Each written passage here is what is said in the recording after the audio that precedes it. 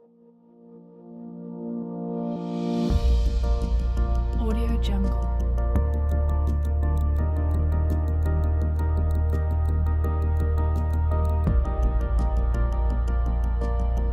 Audio Jungle.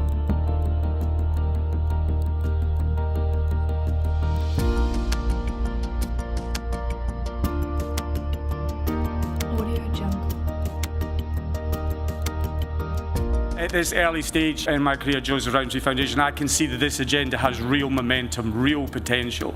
It seems to me that cities have a massively important role if we are to create that truly global Britain that the current government wants us to have. We really need to rethink what economic growth looks like. For too long, too many people, job isn't really working. It's not paying, it's not covering their costs, it is breaking up communities. So what we need to see is a different approach to how we really think about growth going forward. Inclusive growth is a way to have the economy work for everyone.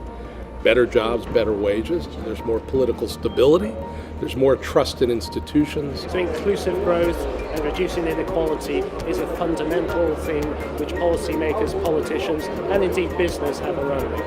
I think it's important right now because nothing is exposed more than Brexit, that people are feeling really left behind and they don't know how to actually catch up or become included. Inclusive growth is the most important issue that the UK faces today.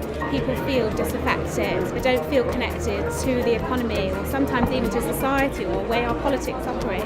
The economy and productivity has to be the driving imperative for what we do, why and how. How will we know when we're successful? Is when people can feel it. There is no silver bullet solution to improving productivity, and in fact there are many opportunities to do that. So better skills, better technology, better leadership. One thing that's abundantly clear from the research is the importance of leadership and the importance of city leaders making full use of the soft powers they've got. At the heart of any good city mayor is a very strong compass that's pointed to what I would call true north, which is actually about that commitment and that passion for its place, and for that place to be everything it possibly can be. Any great leader is going to lead with values. In our case, it's lifelong learning, health and compassion. So just be very clear with your citizens what they can expect to you to produce an economy where everybody's got a shot to win. The qualities that I think are important in a good mayor, a good leader of any sort, is actually the ability to disperse power, to share power, to bring other people into making decisions rather than actually holding all that to themselves.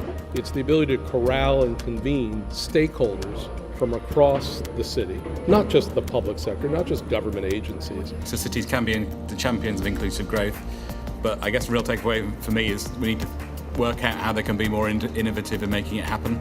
You have to be very intentional with your strategies, whether it's an economic development strategy, your education strategy, your public health strategy. So it's not just about jobs. Jobs are important. It's not just about health. Health is important, but it's really about looking across all policy domains. It's about how they connect people to economic opportunities, about education, skills, training and transport. But it's also got to be about the demand side of the labour market and the quality of jobs available to those people to connect to. The private sector will be absolutely central to making inclusive growth work in this country, and that's because they're the employers, they're providing the jobs, the skills, the development for people, and without them to help make this happen, it just can't be the public and the third sectors. The whole ecosystem of economic leadership in a place needs to work together. So that means the public sector, the private sector and the third sector all having a shared economic vision. All of us with the best intentions in the world are kind of saying what we think inclusion and growth look like rather than asking people what that feels like. There's an opportunity in the UK as you go forward to really help drive the narrative and shape the narrative. Great energy in the room. It's how do we turn it into action? And I guess the question for me is just how much people feel that they need permission or government policy as opposed to feeling empowered to do it themselves. If we at the Joseph Rowntree Foundation could see one thing happening to really make inclusive growth happen, is that everybody really sitting down in the private, the public and the third sectors and talking about and understanding that growth needs to happen, but it needs to be good growth that really brings people with that. The more talking, the more convening, the more really working in partnership, then we can really make this happen.